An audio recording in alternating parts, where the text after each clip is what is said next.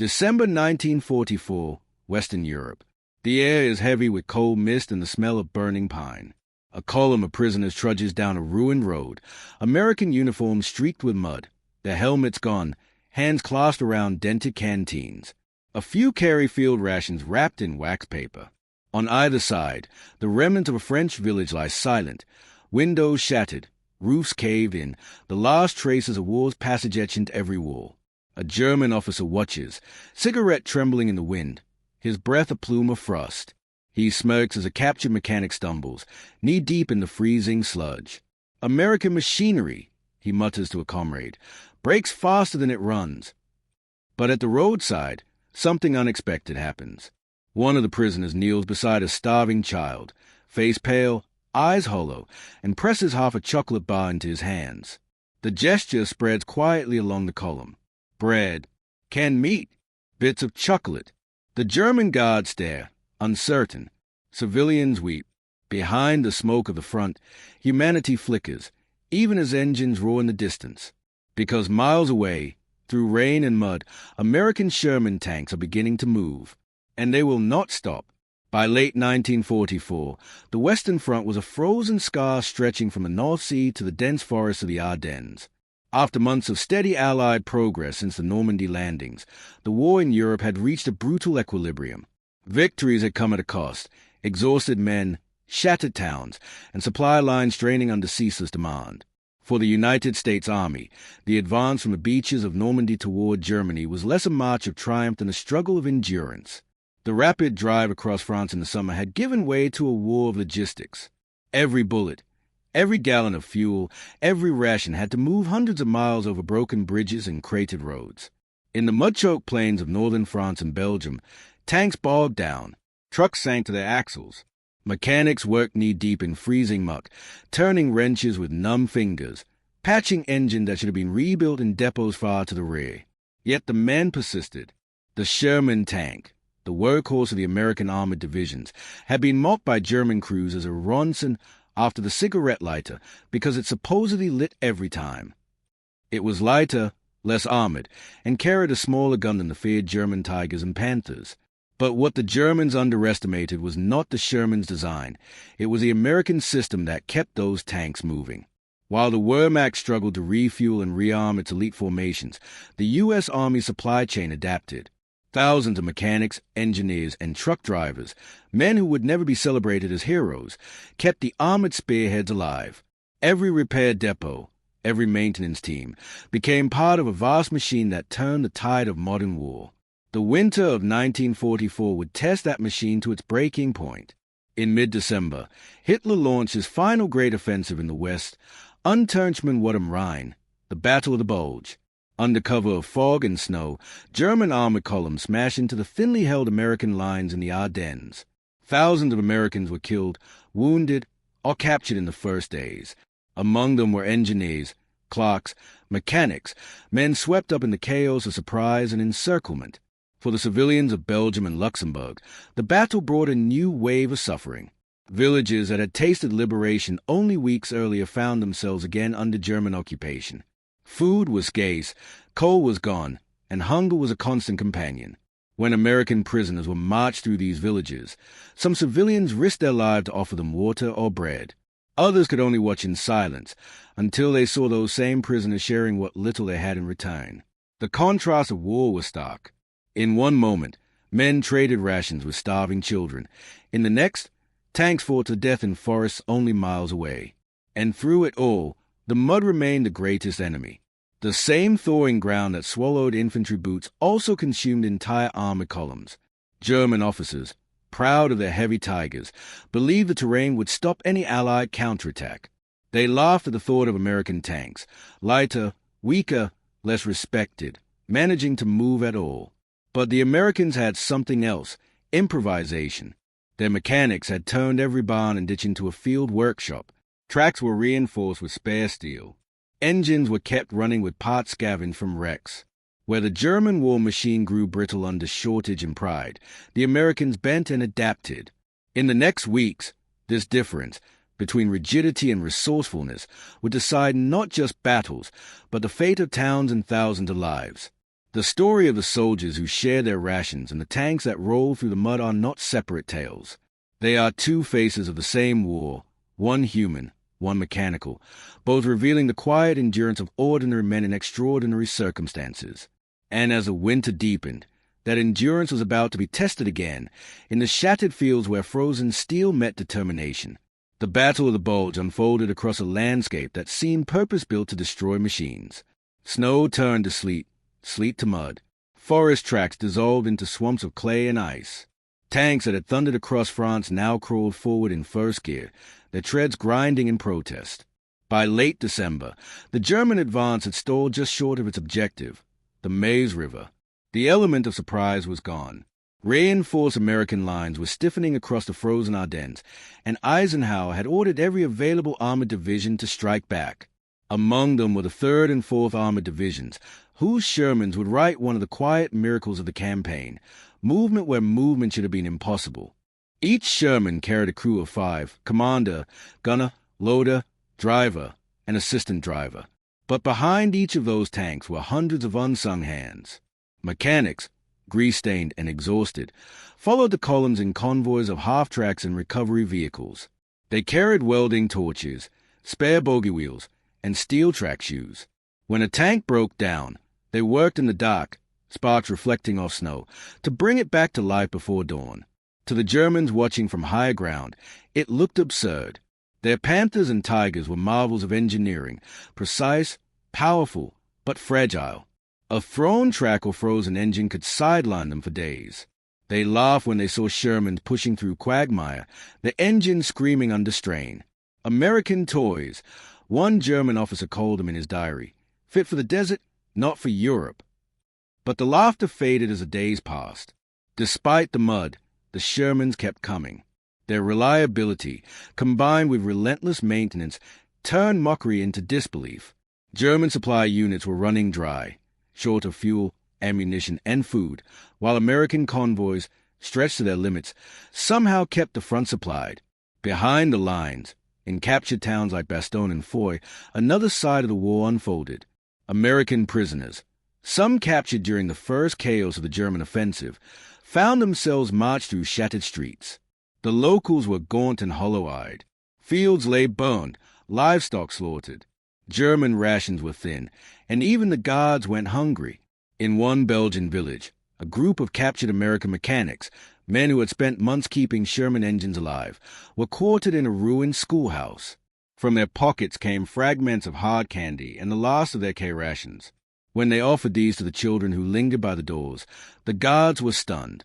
No orders, no propaganda, just an instinctive act of humanity.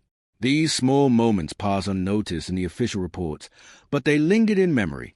The war had reduced Europe to rubble, yet the gesture of a few soldiers sharing food spoke more powerfully than any victory speech. Meanwhile, the sound of engines was returning to the horizon. The thaw had come early. Roads that had been frozen solid began to soften again, threatening to trap both armies in a sea of mud. Yet the American advance did not slow. From the forests of Luxembourg to the ridges near Houffalize, tank crews press on, often guided by mechanics walking ahead to test the ground. Recovery teams pulled immobilized vehicles out with chains, one by one, in a relentless rhythm. The phrase "keep 'em rolling" became more than a slogan. It was a creed. For the men of the Wehrmacht, who had once ridiculed American maintenance units, the realization came slowly and painfully.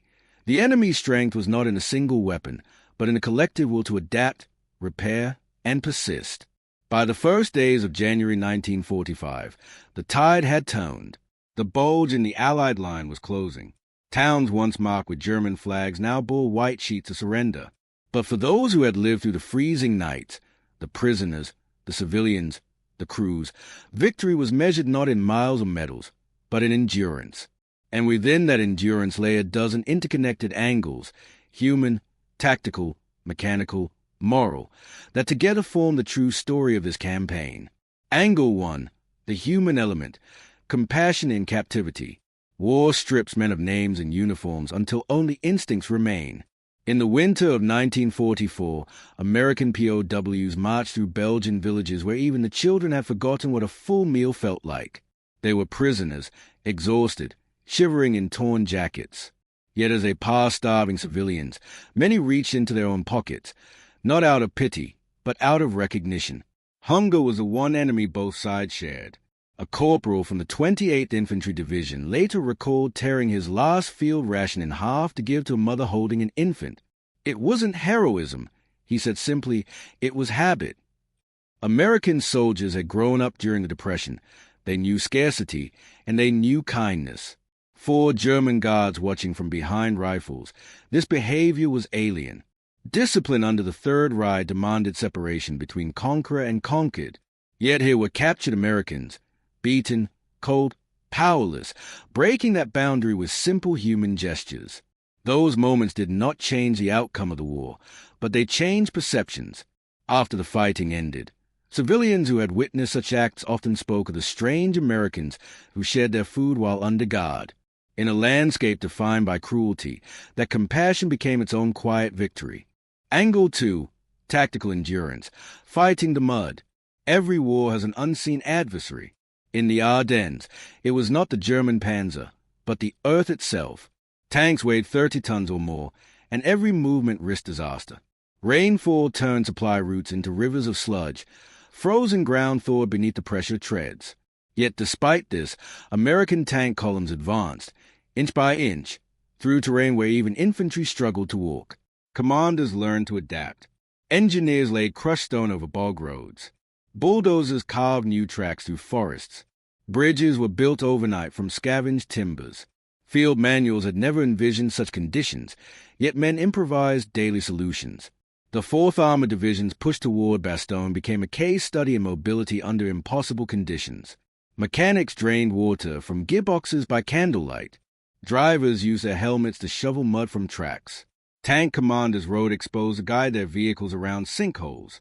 Each yard of progress was won not by firepower, but by persistence. When German spotters saw Shermans emerging from the fog where no tank should have been able to move, disbelief replaced arrogance. The Americans' ability to keep fighting and moving transformed a tactical deadlock into momentum. The M4 Sherman was not designed for glory. It was designed for reliability. Its engine could be repaired with a wrench and a spare gasket. Its transmission could be replaced in the field without a factory. Where the German Tiger required a specialized crew and days of maintenance, the Sherman could be stripped and rebuilt in a barn by mechanics with oil-stained hands. German officers had long mocked its simplicity, calling it a tractor with armor. Yet that simplicity became its greatest weapon. A broken Sherman could be recovered, repaired, and returned to battle within hours. A destroyed Tiger was a monument to waste, too complex, too heavy, too rare. By December 1944, American supply chains ensured that spare parts flowed as steadily as ammunition. Whole tank turrets were swapped like interchangeable tools. When mud clogged cooling vents, crews improvised with mesh wire. When tracks snapped, field welders worked without sleep to fix them. This relentless mechanical culture, part discipline, part ingenuity, defied the image of an army reliant on mass production alone. The Sherman's real triumph lay not in armor thickness or gun caliber, but in its partnership with the men who refused to let it die. Each time a German unit declared the enemy bogged down, the low rumble of engines proved otherwise. The machine had become an extension of will, imperfect, but unstoppable. Each of these perspectives, compassion, endurance, and engineering, converged in a single truth. The American Army's power was not just in its weapons, but in its adaptability. Soldiers shared food with the hungry as readily as they shared fuel between tanks. Mechanics, medics, and infantry alike fought a war of movement and mercy. And yet, there were other layers still: leadership under pressure, the enemy's shifting realization, and the moral echoes that lingered after guns fell silent. In the confusion of the Ardennes winter, leadership was tested in its rawest form, not in grand strategy, but in the quiet insistence to keep going. 4 division and battalion commanders alike, the battlefield was a maze of conflicting reports, frozen radios, and shifting front lines. Many officers led from the front, their tanks or jeeps as battered as the men's boots that followed behind. General George S. Patton, commanding the U.S. Third Army, understood that victory in such conditions would depend less on brilliance and more on flexibility. In late December 1944, when Eisenhower asked who could relieve the besieged town of Bastogne, Patton famously promised to pivot his entire army north within 48 hours, through snow, ice, and chaos. His staff thought it impossible, but his logistics officers, engineers, and mechanics made it happen. That swift maneuver, the largest repositioning of armored forces under combat in the war, symbolized the American way of leadership. Orders were issued, plans adjusted, and the impossible made operational. It wasn't clean or elegant. Tanks broke down. Bridges collapsed. But men pushed forward because their commanders refused to ask them to do what they themselves would not attempt. On both sides, leadership revealed national temperament. German officers relied on rigid doctrine. American commanders relied on initiative. When one plan failed, they made another before dawn. That agility, born from trust in subordinates, became the unspoken advantage that the Germans had never truly understood, until it was too late. For German officers in the field, the first days of the Ardennes offensive carried a sense of vindication. Allied lines had crumbled. American prisoners filled roadsides. The myth of German superiority, long nurtured by propaganda, seemed reborn. Yet as the days passed, a strange reversal began. Reports came in from forward units. American armor was regrouping. Columns of Shermans, once thought immobilized by mud and weather, were advancing. Supply convoys that should have been destroyed were somehow arriving intact. The Americans, it seemed, were recovering too fast. German radio intercepts revealed a bitter truth. The enemy's logistics were functioning with near-mechanical precision even under attack. While German panzers sat idle for want of fuel, American engineers were repairing bridges overnight and converting damaged vehicles into makeshift transport. What the Wehrmacht had believed to be its greatest advantage, mobility, was slipping away. A field officer from the 2nd Panzer Division later wrote in his journal, "Their machines are crude, but they live again after every wound. Ours die with honor and stay dead." It was an unintentional epitaph for the German war machine. Pride had turned to paralysis. By early January, as the counteroffensive began to collapse, the same officers who had once laughed at American mechanics now watched in disbelief as columns of Shermans crossed terrain their own tanks could no longer traverse. The laughter had ended. In its place came respect and resignation. When the smoke cleared over the Ardennes, what remained was not triumph, but silence. Towns lay in ruins, civilians displaced again, and the snow hid the dead until spring. Yet amid that devastation, stories survived, of prisoners who shared food, of mechanics who refused to abandon their tanks, of ordinary men who chose decency even when war demanded indifference. War magnifies cruelty, but it also reveals endurance. For the Americans who lived through the Battle of the Bulge, survival was not only about defeating the enemy, it was about preserving their own humanity. Many of those who had once given away rations to starving civilians were later liberated by advancing U.S. forces, men who had been kept alive by the same logistical network their own hands had sustained before capture. The moral echo extended beyond the battlefield. When liberated Europeans recalled the Americans, they often mentioned not their tanks or weapons, but their behavior, generosity in uniform, discipline without arrogance. It contrasted sharply with the occupiers who had come before. Even German prisoners, when questioned after the war, admitted their surprise at the humane treatment they received in Allied custody. It defied everything they had been told. That quiet moral consistency, repeated 1,000 Tim actions, became one of the United States Army's least recorded but most enduring victories, the triumph of conduct, the threads of humanity, leadership, technology, and morality wove together into a single narrative, the transformation of doubt into resolve, mockery into respect, and defeat into endurance. The stage was set for the turning point, the moment when the last illusions of German superiority sank into the frozen mud, and the relentless rhythm of the Sherman's engine became the sound of the war's inevitable end. January 1945. The Ardennes, Belgium. The snow had turned brown with exhaust and blood. From the forest ridges west of Bastogne, the sound of engines rose again, a deep, rolling thunder spreading through the valleys. American armor was on the move. The German offensive, once the symbol of their last desperate hope, had stalled. Fuel shortages, destroyed bridges, and unrelenting air attacks had bled momentum from the Wehrmacht's advance. Yet in the frozen fog, many German units still held strong positions, entrenched, waiting for one last stand. At dawn, the 4th Armored Division began its breakout toward the encircled town of Bastogne. In its spearhead rumbled hundreds of M4 Shermans, their olive-drab hulls coated with layers of mud and ice. Inside each tank, the air was suffocating, the stench of oil, sweat, and cordite clinging to every surface. Drivers strained against controls stiffened by frost. Gunners peered through slits fogged by their own breath.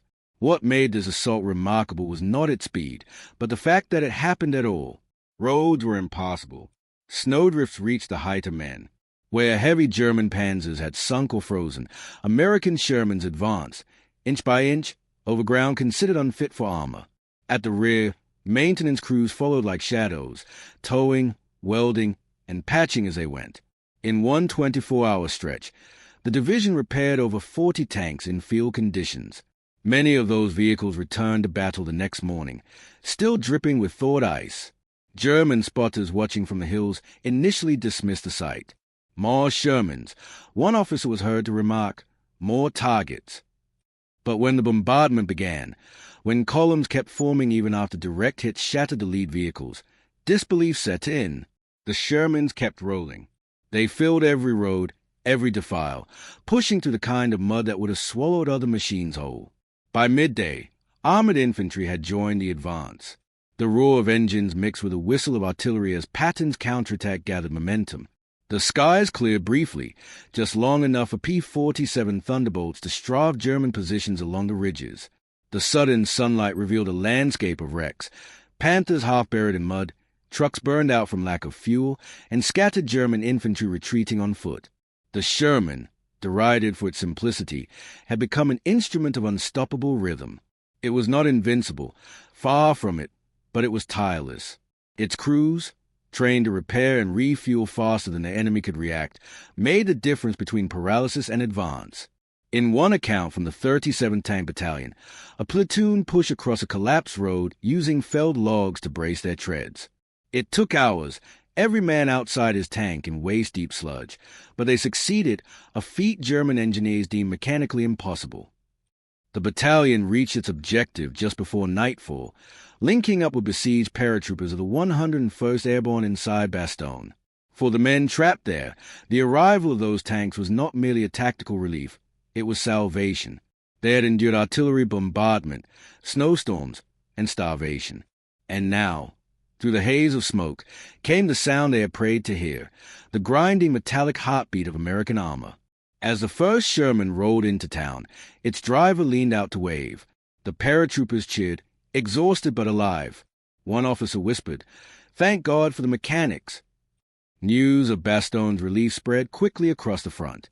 German commanders who had mocked the Americans' logistical obsession were now forced to confront the truth. The enemy's strength lay not in superiority of weapons, but in the refusal to stop. The Shermans had done more than break a siege. They had shattered a myth.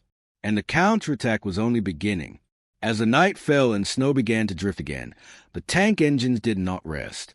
Maintenance lights flickered in the dark, sparks flying from welding torches, silhouettes moving among the steel. The offensive would continue at dawn, driving the Germans back toward the Siegfried Line. But before that push came one final confrontation, where the weight of exhaustion, weather, and willpower the next phase of the counteroffensive turned the Ardennes into a graveyard of ambition. The fog lifted for the first time in weeks. The once white snow was now a churned mixture of mud and steel, tank treads, shell fragments, and discarded helmets scattered like debris from a storm. American columns advanced eastward, methodically closing the pocket. The cost was immense. More than 75,000 Americans were killed, wounded, or missing. German casualties were even higher. Towns were erased from maps. Forests that had stood for centuries were reduced to splintered wasteland. Yet in that frozen ruin, the spirit of improvisation, the simple will to repair, to share, to move forward, had prevailed. When Patton's tanks crossed into Germany weeks later, the lessons of the Ardennes remained etched into every soldier's mind. Mobility is power, compassion is strength. And for the German officers who once laughed at American mechanics, the sound of those same Shermans grinding through mud became a symbol of something they could no longer deny, the endurance of an army built not on arrogance, but on resolve. The laughter had long since died away. In its place was silence, broken only by the slow, steady rhythm of engines that refused to quit. That rhythm would carry across rivers, through the Siegfried Line, and all the way to the heart of Germany itself, would collide in the mud once more. By February 1945, the Battle of the Bulge had faded into a grim memory. The snow began to melt, revealing what lay beneath: twisted metal, burnt-out convoys, and the silent forms of soldiers from both sides, half buried by the thaw. The Ardennes, once a serene forest, had become a cemetery of machines. The German offensive, conceived in secrecy and desperation, had achieved its initial shock, but none of its strategic goals. The dream of reaching Antwerp, of splitting the Allied armies and forcing peace on Hitler's terms, had died in the snow. In its wake stood the exhausted remnants of divisions that would never again be rebuilt. The numbers told the story more brutally than words ever could. Nearly 100,000 German casualties, most irreplaceable. Hundreds of tanks abandoned or destroyed, not from enemy fire but from lack of fuel or repair. The Wehrmacht's final armored reserves were gone. The Americans paid dearly, over 75,000 casualties, the highest suffered by U.S. forces in any single battle of the European War. But unlike their enemy, they could recover. Fresh supplies and reinforcements poured in, guided by an industrial machine that never slept. For the frontline soldiers, though, victory carried little sense of triumph. They had endured hunger, cold, and constant fear. They had seen villages change hands 3 times in a week. They had watched friends frozen in foxholes, faces white as the snow that covered them. Yet amid that devastation, stories began to surface, small, human acts that defied the cruelty of war. Civilians recalled how American prisoners had shared rations even when starving themselves. German medics spoke of enemy tank crews who stopped under fire to rescue wounded men from both sides.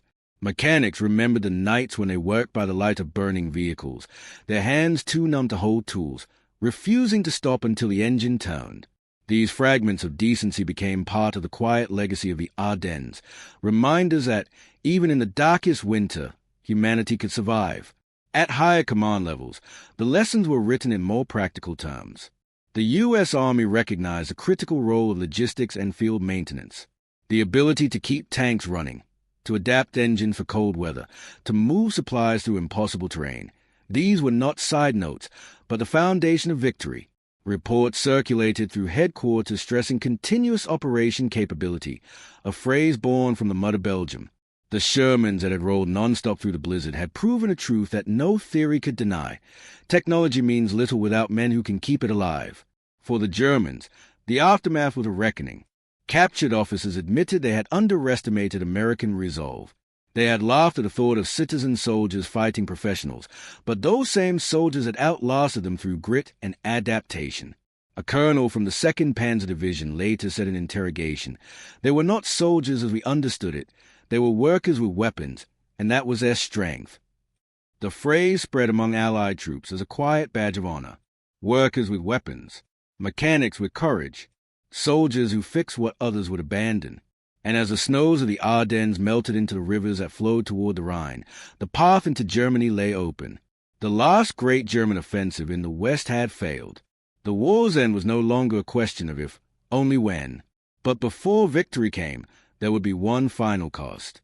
The same tanks that clawed through the Belgian mud would soon face cities reduced to rubble, bridges rigged to explode, and an enemy with nothing left to lose. The war was moving east, toward its brutal conclusion, and the men who survived the Ardennes carried with them the knowledge that endurance, not superiority, had turned the tide. The rhythm of engines would not stop. It would carry forward, across the Rhine, toward the heart of the Reich. By March 1945, the American war machine had transformed again, faster, stronger, unstoppable. The echoes of the Ardennes still lingered in every soldier's mind, but now, as the Sherman columns crossed into Germany, that memory served as armor against despair. They had already survived the impossible once. Behind every frontline success, a network of engineers, mechanics, and supply officers worked without rest. In makeshift depots carved into the mud, they overhauled engines by torchlight, built new tracks from scrap, and even welded hull plates using salvaged steel from wrecked German vehicles. What began as necessity in the Ardennes had evolved into doctrine, the gospel of improvisation. Reports from Patton's Third Army describe maintenance crews as the hidden division. They move with the tanks, living in the mud, sleeping under half-frozen tops, always ready to repair one more machine before dawn. One commander wrote, "A tank may fight for hours, but a mechanic fights for days." This relentless effort paid off. When the Americans reached the Rhine, their armored divisions were at full strength, something the Germans no longer believed possible. Their fuel lines intact, their logistic precise, the U.S. forces advanced like a machine made of a million human hands. For the Germans, retreat became collapse. The once proud panzer divisions that had stormed through France 5 years earlier were now shells of their former selves. Many units had fewer than a dozen operational tanks. Luftwaffe cover was gone. Bridges fell one by one as Allied bombers erased any chance of regrouping. Among the civilians, despair had replaced defiance. In towns from Aachen to Koblenz, survivors of the Ardennes offensive trudged home, soldiers without weapons, officers without orders. They spoke quietly of the battle they had once thought would turn the war. They had seen American prisoners offer bread to starving children, and now those same children were begging from the side of Allied convoys. The irony was inescapable. The invaders had become the providers. The liberators had become the ones who fed the hungry, clothed the homeless, and treated the wounded. War, in its final months, blurred every line between victor and vanquished. General Eisenhower visited the front in March and saw for himself what remained of the Ardennes battlefield, a wasteland of burnt forests, rusted tanks, and unburied helmets. He reportedly stood in silence for several minutes, then simply said, "This was where they tried to stop history." History, of course, did not stop. It rolled forward on Sherman treads and weary boots, through towns where children waved flags made from bed sheets, through roads littered with the relics of a fallen army. By April, Allied forces had encircled the Ruhr, Germany's last industrial heartland. The lessons of the Ardennes had shaped every decision. Keep moving, repair fast, adapt always. American tanks crossed the Rhine with pontoons built from salvaged lumber and fuel barrels. Bridges were constructed in hours, not days. The same spirit that had conquered mud and ice now conquered rivers and ruins. For the men who had fought in the Ardennes, this new phase felt almost unreal. The enemy that once threatened to split the Allied line was now fighting for survival street by street. The laughter of German officers, that mocking confidence from the early days of the offensive, was gone. In its place was resignation, and a quiet understanding of what endurance truly meant. When Germany finally surrendered in May 1945, many soldiers of the U.S. Third and First Armies marked the day not with cheers, but with silence. They remembered the frozen forests of Belgium, the faces of civilians who had shared what little they had, and the sound of engines that never stopped turning. Victory, to them, was not a flag or a speech. It was a simple fact that they had endured, and that compassion and perseverance had outlasted arrogance and hate. The last Sherman engines were finally shut down. The silence that followed was not peace yet, but it was a beginning, the kind of beginning that only those who had seen the depths of winter could understand. In the quiet that followed, the world began to take stock. The Battle of the Bulge had been more than a clash of armies. It was a crucible that tested the endurance of an entire generation. For the Americans, it proved that strength was not measured in armor thickness or engine size, but in the will to adapt, to rebuild, and to keep moving when logic said to stop. The Germans had laughed at the thought of American mechanics, men with wrenches instead of metals, grease on their hands instead of gold braid on their shoulders. But those same men became the spine of a war machine that refused to break. They kept the Shermans running through frozen rivers, broken roads, and endless nights. In their determination lay the quiet genius of democracy at war, ordinary people doing extraordinary things, not for glory, but because someone had to. And beyond the steel and smoke, there was humanity, the rations shared with starving civilians, the hand extended to a surrendering enemy. The realization that even amid war's worst cruelty, compassion could survive, fragile yet unextinguished. The Germans learned that lesson too, in their own way. Those who once laughed saw their own cities burn, their own armies crumble. They witnessed how an enemy's endurance could outlast their fury, how a people united not by fear but by purpose could move mountains, or in this case, roll tanks through mud and snow. When historians look back, the Battle of the Bulge is remembered as the last great stand of Nazi Germany. But beneath the strategy and statistics lies a deeper truth, that the war's outcome was shaped not only by generals and plans, but by every soldier who refused to give up, every mechanic who turned one more bolt, every prisoner who chose kindness over bitterness. The laughter that once echoed through the frozen Ardennes faded into memory. What remained was a rhythm, the sound of engines, steady and unstoppable, carrying the free world forward. A reminder, etched forever in history's cold winter, that endurance is its own kind of victory.